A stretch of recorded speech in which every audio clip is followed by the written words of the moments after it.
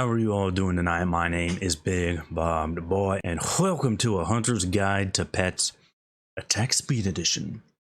There are so many misconceptions on how pet attack speed works and what it does or doesn't do for you. I had to explain what pet attack speed actually does mean in game more times than I can count. And I can count to at least 6, so I might as well make a video on it. Now, I'm only going to talk about pet attack speed here. Abilities, pet families, etc. are going to be in another video. Pets can have an attack speed anywhere from 1 second all the way up to 2.5 seconds. The most common by far is 2 seconds. Pet attack speed has absolutely no bearing on a pet's DPS.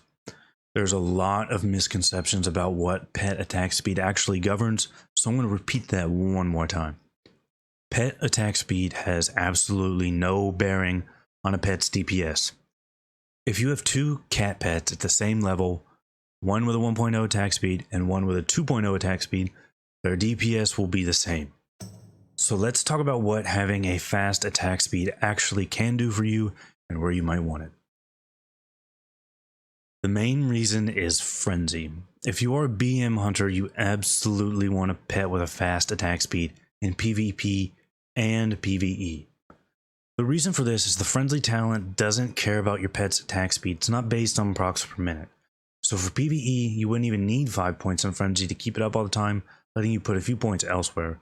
For PvP, that just helps guarantee uptime. We'll talk more about PvP later. But what if you're not BM? Because there's very little reason to raid as BM. We're going to be marksman or LR serve. And even PvP, you're probably not going to be deep BM. BM is mostly a leveling thing. Well, in PvE, there are a few potential reasons you might want a fast attack speed. Gift of Arthas and Hemorrhage.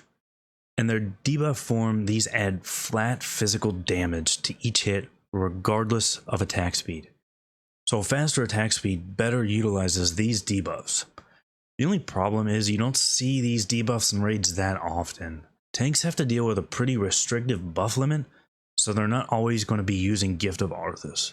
For Hemo, I'm not sure if the personal DPS loss is bigger than the raid DPS gain for a rogue to be Hemo, but I've never seen it in my raids.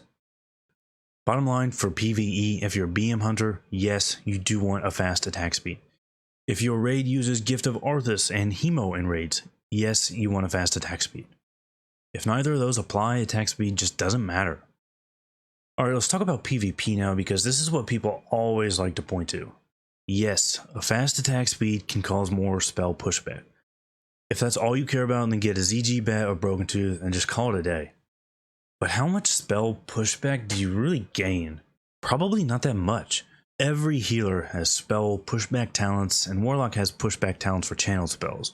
But it's even worse if you're Horde, because Paladins have concentration aura, and I swear Alliance is 45% warriors and 45% Paladins. Yeah, it's possible players don't take these talents, but if they're PvPing, I'm pretty sure they're going to have most of the time, so we're looking at between a 70 and 105% chance to ignore pushback. Faster attack is better for causing spell pushback, but it's still a shit chance either way.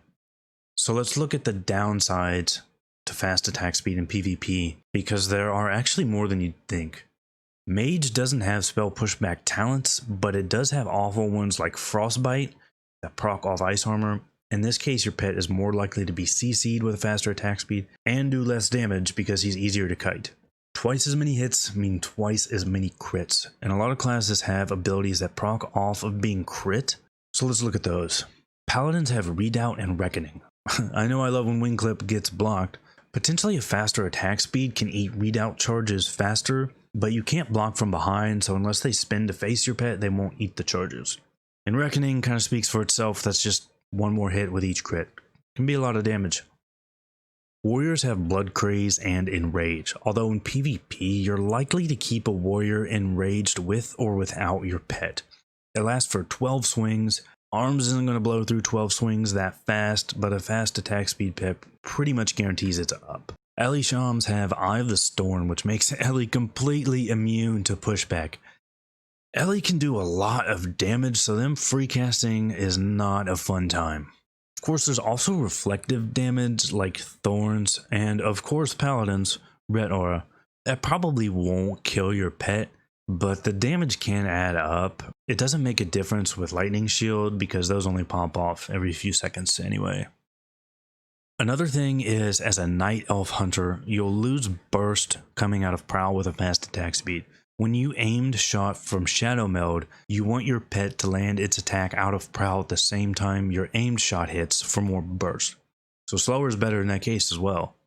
Although I use a Raga on my night elf because he's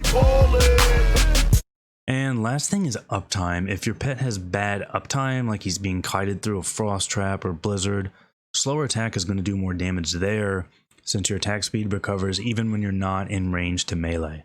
I've actually seen a few other videos on this, but they kind of sucked. They either didn't know about Hemo and Gift of Arthas, or just say 1.0 is best because of pushback. I hope this video can clear things up for people. Maybe it didn't, maybe you're even more confused now, but the main message is fast attack speed always being the best is not the case. There are times where fast attack is best. There are times where attack speed makes no difference. And there are times where slower is better. So don't stress out over camping for Broken Tooth too much. I have him on my Orc Hunter and rarely use him. Of course, my Night Elf Hunter has a Raga, which I can never abandon. I have a lot more to say about hunter pets. I've got videos on pet families, abilities, pets for PvP, pets for PvE, etc. all in the pipeline. So if you enjoyed this video, hit that sub button. I really do appreciate each and every sub that I get. But that is all for this one. I really appreciate you all watching, and I will see you all for the next one.